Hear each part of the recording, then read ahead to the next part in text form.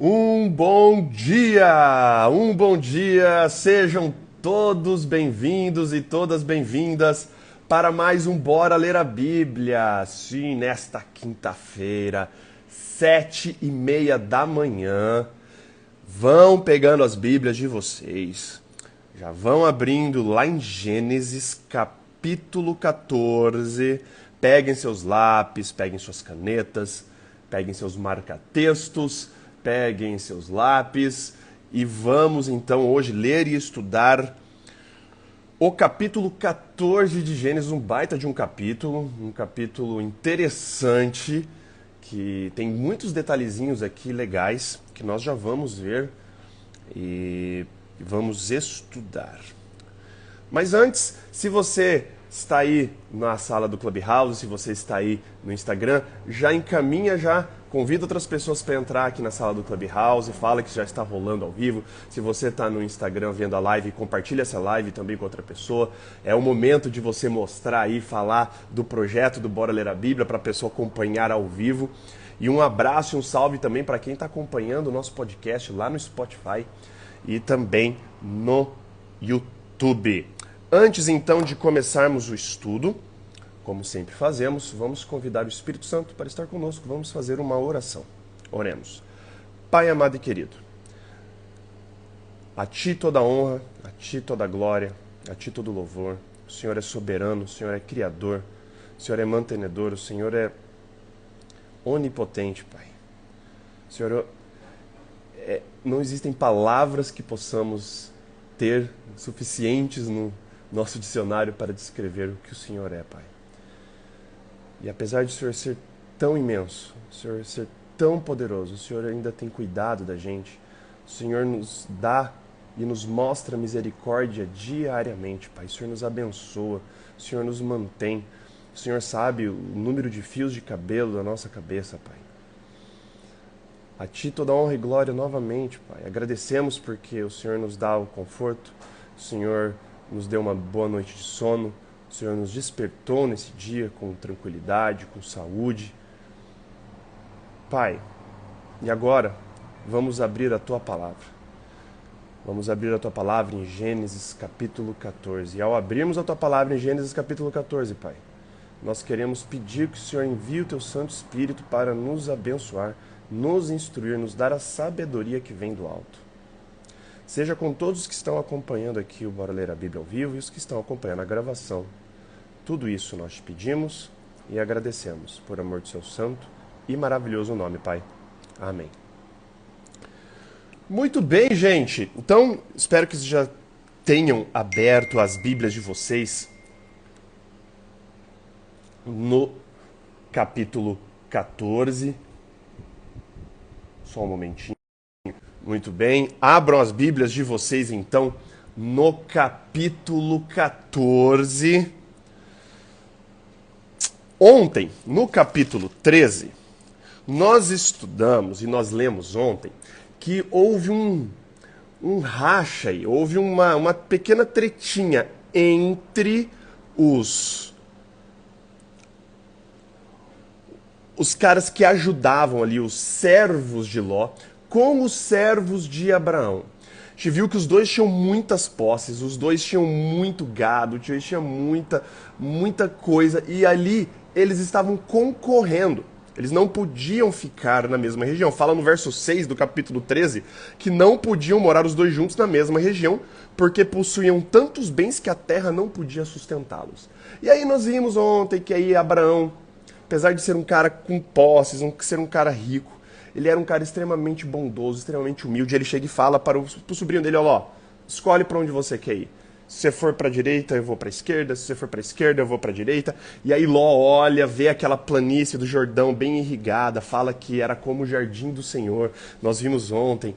E ali era a planície onde estava Sodoma e Gomorra. Ló, como nós estudamos ontem, ele presta atenção só ao que chama atenção aos olhos dele. Enquanto Abraão estava ligado e conectado às coisas de Deus, às coisas espirituais, o que Deus estava falando para ele, Ló só se atentou para o sensorial. E aí fizemos toda uma aplicação ontem, né, com relação a isso. E hoje nós vamos ver a primeira implicação dessa escolha de Ló. Para resumir o que nós vamos ler aqui no capítulo 14, a primeira parte do capítulo 14 rola uma guerra. Então nós vamos ver nomes de reis, nós vamos ver reis indo uns contra os outros. E aí acontece algo que Abrão aqui ainda, vai se envolver nessa treta. Então vamos começar a ler, vamos entender, vamos ver agora Abraão, além de ser um patriarca, além de ser um homem assim, né, que tem muitos bens, aqui ele também é um líder militar, cara. Muito louco. Capítulo 14, verso 1, na minha versão, na nova versão internacional, começa assim. Naquela época, Anrafel, rei de Sinear, Arioque, rei de Elazar, Quedorlaomer, rei de Elão, e Tidal, rei de Goim, foram à guerra contra Bera, rei de Sodoma, contra Birza, rei de Gomorra, contra Sinabe, rei de Admá, contra Semeber, rei de Zeboim, e contra o rei de Belá, que é Zoar. Todos esses últimos juntaram suas tropas no vale de Sidim, onde fica o Mar Salgado. Mar Salgado é o Mar Morto atual. 12 anos, verso 4, estiveram sujeitos a Quedorlaomer, mas no 13º ano se rebelaram. Então, o pano de fundo aqui da treta já está colocado. Eram 4 reis ali contra 5 reis. Interessante que quando a gente vê ali Anrafel, rei de Sinear, lembra de Sinear, quando a gente lê Sinear, o que significa? Sinear ali era Babilônia, rei da Babilônia, então era rei da Babilônia, esse tal de Quedorlaomer, que era rei de Elão, esses 4, foram contra 5, rei de Sodoma, rei de Gomorra e rei de outros lugares ali, e aí eles se reuniram, né, para a batalha nessa região, nesse vale do Sidim, onde fica o Mar Salgado, onde fica atualmente o Mar Morto, era chamado de Mar Salgado naquela época, né, porque realmente ele é bem salgado. Olha só, e aí 13 anos esses caras, Sodoma, Gomorra e Zeboim e Zoar, Admá, aqui, eles ficaram sujeitos a esses 4 reis mais do norte. No 13º ano eles falaram assim, acabou, não quero mais estar sujeito a esse rei, vamos guerrear, vamos pro choque. Verso 5, no 14º ano, Quedorlaomer e os reis que a ele tinham se aliado derrotaram os Refaíns em Asterote Carnaim, os Uzins em An, e aqui está falando dos feitos militares desses reis do norte. Os Emins em Savé Kiriatim e os Oreus desde os montes de Seir até El-Parã, próximo ao deserto. Depois voltaram e foram para En-Mispat, que é Cádiz, e conquistaram todo o território dos Amalequitas e dos amorreus, que viviam em Hazazon Tamar. Beleza. Então, olha o verso 8. Então os reis de Sodoma, de Gomorra, de Admá, de Zeboim e de Belá, que é Zoar, marcharam e tomaram posição de combate no vale de Sidim, que era ali na região do Mar Morto.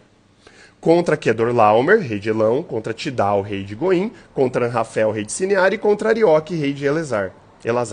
Eram 4 reis contra 5. Ora, o vale do Sidim era cheio de poços de betume. E quando os reis de Sodoma e Gomorra fugiram, alguns dos seus homens caíram nos poços e o restante escapou para os montes. Então aqui é muito louco, porque você vê os reis de Sodoma, o rei de Gomorra e os outros 2 reis, eles marcam a guerra, marcam a treta para essa região no Vale do Sidim, que era a região ali do Mar Morto, que é chamado de Mar Salgado, e ali existiam poços de betume. Betume é como se fosse piche, era poços jorrando piche. Eles escolheram aquele lugar, os reis de Sodoma, rei de Gomorra e os outros 2 reis, escolheram porque eles conheciam bem aquela região, Então eu falei assim, cara, vamos escolher ali aquele lugarzinho, vamos usar o nosso terreno, o nosso território a nosso favor. Mas parece que não foi bem isso que aconteceu. Apesar de eles serem 5 contra 4, eles correram. O Quedorlaomer, os reis do norte, mano, deram uma coça nesses reis de Sodoma e Gomorra. Inclusive, alguns dos homens falam aqui no verso 10 que eles fugiram e caíram nesses poços de betume, nesses poços de piche. A galera foi caindo nesses poços, foram morrendo ali no piche. E os outros escaparam para os montes. Aí o que acontece, né? Como toda guerra, existem os espólios de guerra. O conquistador pega todas as coisas do conquistado. Então pegam as cidades, saqueiam as cidades, levam os bens da cidade e levam as pessoas da cidade. Sodoma tinha acabado de ser derrotada. Quem morava em Sodoma? Sim, nosso grande e querido amigo Ló, que escolheu ontem porque ele viu que ali na região de Sodoma era lindo e parecia o jardim do Senhor. Olha o que acontece, verso 11. Os vencedores saquearam todos os bens de Sodoma e de Gomorra e todo o seu mantimento e partiram. Levaram também Ló, sobrinho de Abrão, e os bens que ele possuía, visto que morava em Sodoma. Já começou da treta aqui, né? Aí alguém provavelmente escapa dessa conquista. Alguém consegue sair desse lugar antes de ser levado como prisioneiro pelo rei. Verso 13. Mas alguém tinha escapado, provavelmente um dos servos de Ló. Veio e relatou tudo a Abrão, o hebreu, que vivia próximo aos carvalhos de Manre, o amorreu.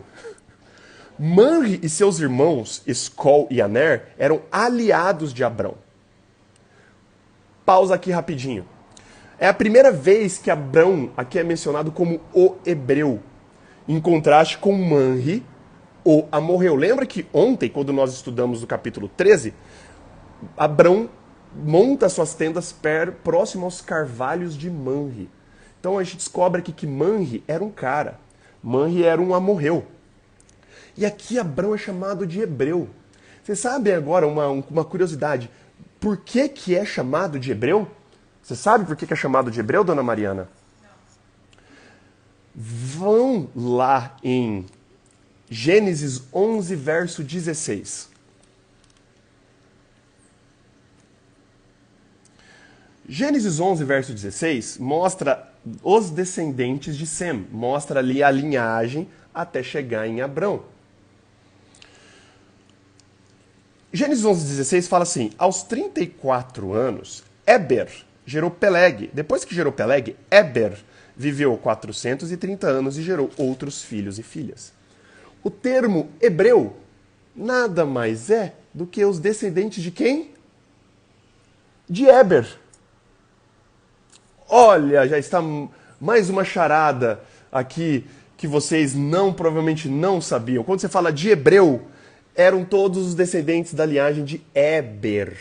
E aqui, então, Abrão era um da linhagem de Éber, portanto, um hebreu. Que doideira, né? Você não sabia disso, não vai falar que você sabia antes de eu falar. Você está aprendendo coisa nova aqui, sim, que eu sei. Então, Abrão, um hebreu, que via próximo aos carvalhos de Manre, morreu. E aí ele tinha uma aliança. A gente vê aqui que Abrão tinha uma aliança com Manre e os outros irmãos dele, que é esse Escol e Aner. Eles fizeram uma aliança. E por causa dessa aliança, e nós vamos estudar isso logo mais, sobre a aliança, o que significa fazer uma aliança, eles foram ajudar Abrão. Olha só, verso 14. Quando Abrão ouviu que seu parente fora levado prisioneiro, mandou convocar os 318 homens treinados, nascidos em sua casa, e saiu em perseguição aos inimigos de Dan. Um fato aqui, Abrão tinha pelo menos 318 homens treinados militarmente. Isso implica que existiam os não treinados. Você imagina o tanto de pessoas que Abrão tinha sob a tenda dele. Quantos servos, quantas servas, quantos animais. Cara, Abrão era um cara cheio de posse. Ele tinha 318 homens treinados militarmente. Ele era tipo o comandante dos caras. Ele pegou esses 318 e falou: vamos pro choque. Meu sobrinho foi levado prisioneiro, vamos resgatar meu sobrinho. Verso 15. Atacou-os durante a noite em grupos, e assim os derrotou, perseguindo-os até Robá, ao norte de Damasco. Presta atenção, norte de Damasco, quando a gente lê norte de Damasco aqui, Damasco você lembra, obviamente, do quê? Síria. Cara, Síria tá lá em cima. Abrão estava lá embaixo. Cara, ele andou um monte. Ele cavalgou pra caramba com os soldados dele para resgatar o sobrinho. Eles foram resgatados ao norte de Damasco, cara, ao norte da Síria. Bem de boa. Verso 16. Recuperou todos os bens e trouxe de volta seu parente Ló com tudo o que possuía, com as mulheres e o restante dos prisioneiros. Então, Abrão foi lá, 318, mais Manre, os dois irmãos dele, como aliados, foram cavalgando, chegaram lá com... chegaram de noite, tática militar. Cara, Abrão era um cara também, cabeça, hein? E recupera não só Ló, as mulheres, mas como todos os bens e o restante de todos os prisioneiros. Abrão é zica, cara. Verso 17, é muito louco, que fala assim, né, que os derrotou no verso 15, atacou-os durante a noite em grupos, assim derrotou, perseguindo-os até roubar. Em Hebreus 11:34, fala do rol dos heróis da fé, né? Eu vou até ler para vocês aqui, que possivelmente a menção em Hebreus 11:34 seja disso aqui, dessa ocasião. Hebreus 11:34 fala assim: apagaram o poder do fogo, escaparam do fio da espada, da fraqueza tiraram força, tornaram-se poderosos na batalha e puseram em fuga exércitos estrangeiros. Paulo falando de heróis da fé que fizeram isso. Provavelmente, esse herói da fé que está falando que colocaram exércitos estrangeiros em fuga, provavelmente está falando aqui de Abrão, que colocou para correr a galera. Beleza, acabou a guerra, acabou tudo. Abrão com seus 318 homens, mais Ló, família de Ló, os servos de Ló, tudo ali, tudo de Ló voltando naquela carreata, aquela galera voltando. Verso 17. Voltando Abrão da vitória sobre Quedorlaomer e sobre os reis que a ele se haviam aliado, o rei de Sodoma, que tinha sido derrotado, foi ao seu encontro no vale de Savé, isto é, o Vale do Rei. Esse Vale do Rei, Vale de Savé, ele também é conhecido mais posteriormente na Bíblia como Vale de Josafá, que também é conhecido como Pé do Monte Sião. Pé do Monte Sião é onde posteriormente Davi constrói o palácio dele. Pé do Monte Sião, você tem que lembrar de que localidade? De que região, Sião? Jerusalém. Jerusalém. E olha que interessante. Então eles se encontram ali no pé do Monte Sião, Zion, para quem é mais familiarizado com o termo. Então, do nada, surge, verso 18, então Melquisedeque, rei de Salém e sacerdote do Deus Altíssimo, trouxe pão e vinho e abençoou Abraão. Cara, pausa aí. Do nada, surge o rei de Salém. Salém era o nome da antiga Jerusalém. Salém significa paz, segurança. Existe esse rei de Salém, que ele não era só rei, ele era sacerdote do Deus Altíssimo. O cara era sacerdote. Quando você ouve a palavra sacerdote, implica que esta pessoa já tinha e já participava e já coordenava um sistema sacrificial em adoração ao Deus Altíssimo. E esse termo aqui, sacerdote do Deus Altíssimo, essa expressão em hebraico que é El Elyon, só aparece aqui nesse verso 18 e no verso 22 aqui do mesmo capítulo. El Elyon, Deus Altíssimo. Essa expressão, o El aparece em outros nomes, né? El Shaddai, enfim, Elohim. E Elyon também aparece separado em outras ocasiões, mas a junção El Elyon só aparece aqui nesse capítulo. E mostra esse Melquisedeque. Não tinha nada a ver com Abrão, não tinha nada a ver com nada, com ninguém ali. Já aparece esse cara, que era rei de Jerusalém, a antiga Jerusalém, ou seja, Salém, e ele era sacerdote do Deus Altíssimo. Melquisedeque significa rei da justiça, que também nós lemos lá em Hebreus também, quando Paulo escreve sobre Melquisedeque. Ele traz pão e vinho para Abraão. Pão e vinho lembra vocês o quê? Cara, pão e vinho, lembra quando Jesus faz a última ceia e ele faz o símbolo da nova aliança com o povo? Isso aqui vai ser por nova aliança. Quando vocês tomarem do vinho, esse representa o meu sangue e o pão representa o meu corpo. Cara, tá aqui símbolos da futura aliança de Cristo com a humanidade. O pão e vinho já é apresentado aqui para Abraão, por Melquisedeque, que era um sacerdote do Deus Altíssimo. E aí ele abençoa Abraão, uma bênção sacerdotal, que só um sacerdote podia abençoar. E ele fala, bendito seja Abraão, pelo Deus Altíssimo, Criador dos céus e da terra.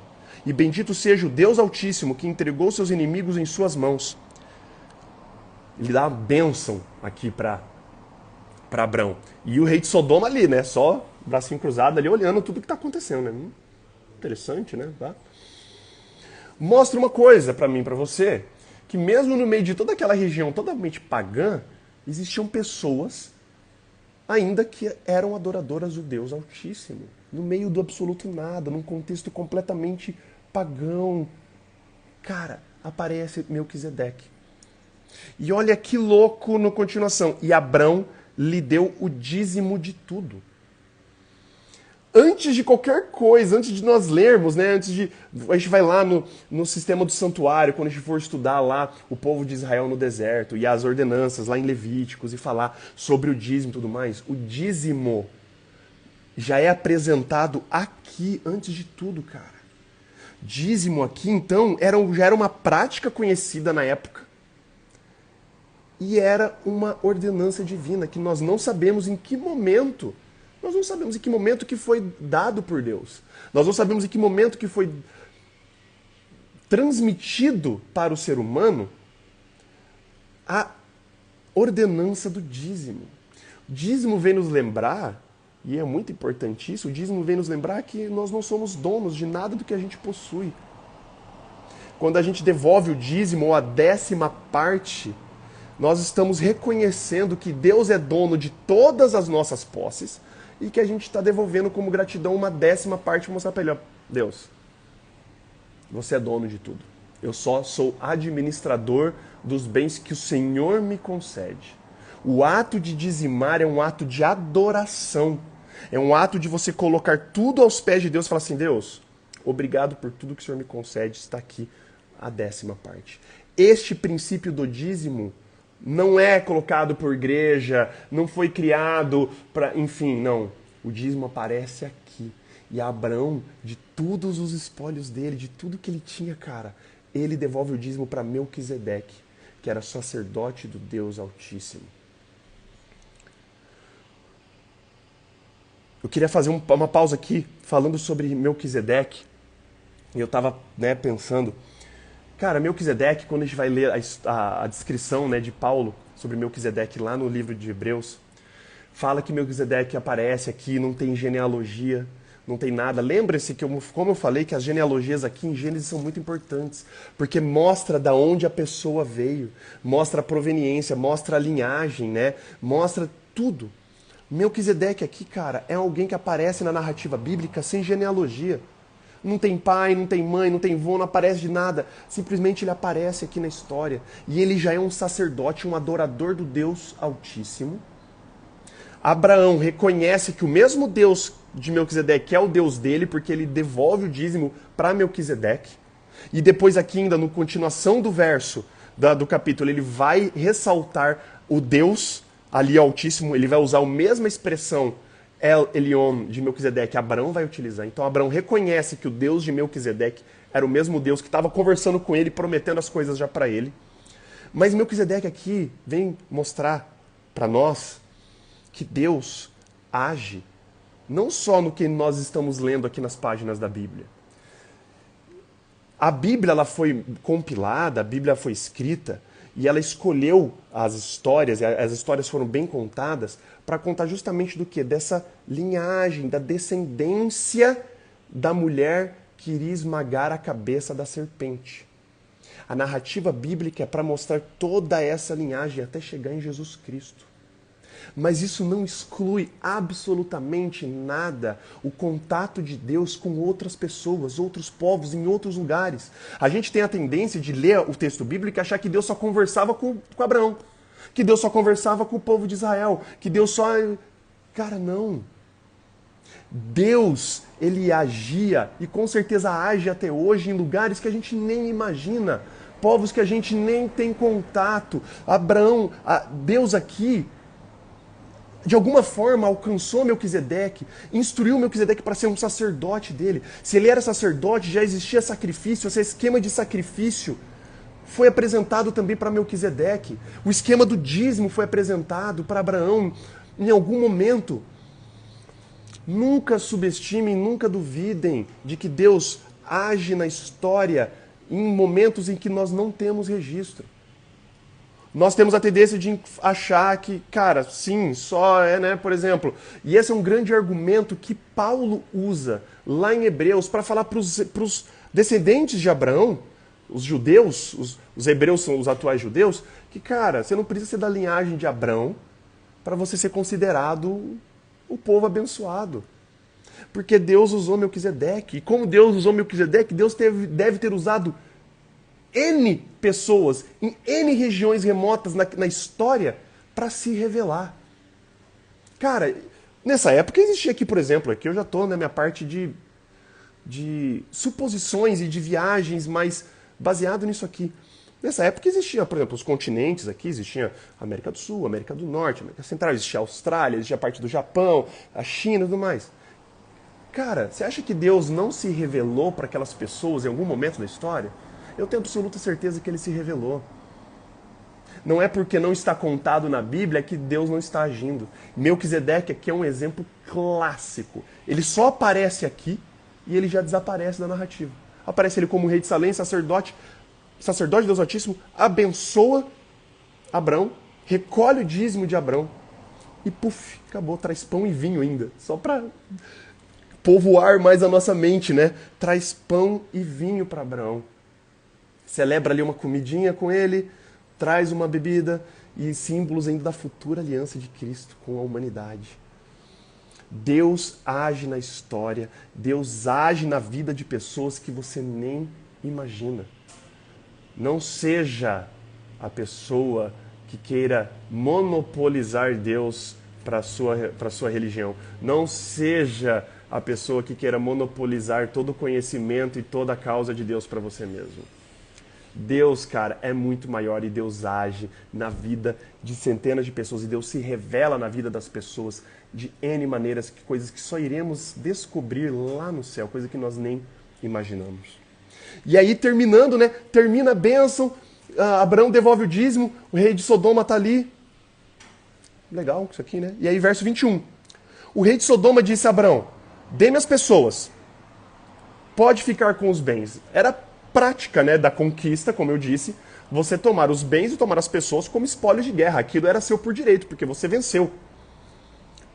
O rei de Sodoma fala assim, gente, Abraão, você pode ficar com os bens, você só devolve as pessoas, né? Deixa elas, não torne elas seus servos. Olha o que Abraão fala, cara. De mãos levantadas ao Senhor, era um ato solene na antiguidade de levantar as mãos em juramento. De mãos levantadas ao Senhor, o Deus Altíssimo, aqui ele fala o El Elyon, o mesmo El Elyon que Melquisedeque fala, Criador dos céus e da terra, jurou que não aceitarei nada do que lhe pertence, nem mesmo um cordão, uma correia de sandália, para que você jamais venha dizer, eu enriqueci Abrão, nada aceitarei, a não ser o que os meus servos comeram, que aí não tem mais como devolver, e a porção pertencente a Ner, Escol e Manre, os 3 irmãos ali que me ajudaram, os quais me acompanharam, que eles recebam a porção deles. Abrão aqui mais uma vez, dando mais uma vez uma lição de humildade. Ele tinha direito, ele poderia ter ficado com as pessoas, com os bens, com tudo, ele decide ficar com nada. Fala assim, ó, só não dá para devolver o que os meus servos já comeram no caminho, né? E para os meus aliados aqui, Manre e os 2 irmãos dele, e aí eles que fiquem com os bens que eles quiserem. Abrão aqui mostrando mais uma vez a humildade, mostrando que os valores dele não estavam nas posses. Ele não era um cara interessado em posse. Apesar dele ser um cara extremamente rico, ele não tinha o coração nisso. O coração dele era um coração generoso. O coração dele era um coração bondoso. Talvez seja por isso, talvez, né? Por Deus conhecer os nossos corações, talvez seja por isso que Deus tenha escolhido Abrão a dedo para ser todo o descendente e toda a promessa e toda a aliança. Talvez. Isso é só conjectura. Mas é interessante ver onde estavam os valores de Abrão aqui nessa história. E ele se recusa. E aí acaba a narrativa de forma muito interessante, cara. Abrão, líder militar, uma faceta que talvez você não lembrasse ou você nem conhecia essa faceta de Abrão. Abrão aqui super generoso, não queria ter ouvido nada. E Abrão aqui, cara, devolve o dízimo. Abrão adora o Deus Altíssimo perante o rei de Salém, que era o sacerdote também. Quanta coisa rica em 24 versículos. Muito interessante. Porém, terminamos o capítulo de hoje. Terminamos o capítulo 14. Não percam amanhã, hein? Amanhã o negócio fica da hora. Amanhã vem a aliança de Deus com Abrão. E amanhã eu vou tentar, nos poucos momentos que nós temos aqui, eu vou explicar para vocês sobre a aliança e por que ela é tão importante. Ao longo de toda a Bíblia, a aliança que começa aqui no capítulo 15 de Gênesis, está mantida até hoje. Mas isso fica para amanhã. Por hora, terminamos aqui, vamos fazer uma oração e vamos encerrar o estudo de hoje. Oremos. Pai amado e querido que estás nos céus, nós lhe agradecemos muito, Pai, por mais um dia, agradecemos por mais um estudo. Hoje nós estudamos aqui o capítulo 14 de Gênesis, a batalha de Abrão para resgatar Ló. Nós sabemos que, como o próprio Melquisedeque fala aqui para Abrão, que não foi ninguém, a não ser você, Pai, que entregou os inimigos nas mãos de Abrão. A conquista militar de Abrão não foi por méritos dele, foi pelos seus méritos, Pai. E nós vimos aqui também o surgimento de Melquisedeque, o rei de Salém, que ele já era um sacerdote teu. Ele era rei e sacerdote. Como nós já comentamos aqui, Pai, o Senhor age de formas que nós nunca descobriremos aqui nessa vida, nós descobriremos no céu. Mas isso tem que mostrar para nós, Pai, que nós não temos o teu monopólio. Nós não somos seus donos. Muitas vezes na nossa religião nós queremos te monopolizar. A gente quer tomar todas as... como se o Senhor fosse exclusivo nosso, Pai. E o Senhor não é exclusivo nosso. Nós que somos exclusivos teus. E o Senhor se revela, o Senhor se mostrou com absoluta certeza para diversas pessoas, diversos povos, durante toda a história. E amém, porque o Senhor ainda se revela hoje para todos nós, Pai. Que a gente entenda isso. Que a gente não tente ser exclusivistas da religião. Que nós que nós possamos entender que o Senhor, Pai, é muito maior do que tudo isso. E que o Senhor se revela a quem o Senhor quer, do jeito que o Senhor quer, da maneira como o Senhor quiser e quando o Senhor quiser, Pai. Graças a Deus, graças a Ti, porque o Senhor faz isso conosco. Que o Senhor faz isso com a humanidade, porque isso mostra o cuidado, o carinho e o amor que o Senhor tem por nós, Pai. Que o Senhor não é exclusivista. O Senhor não faz acepção de pessoas. O Senhor é aberto para todos que te aceitarem, Pai.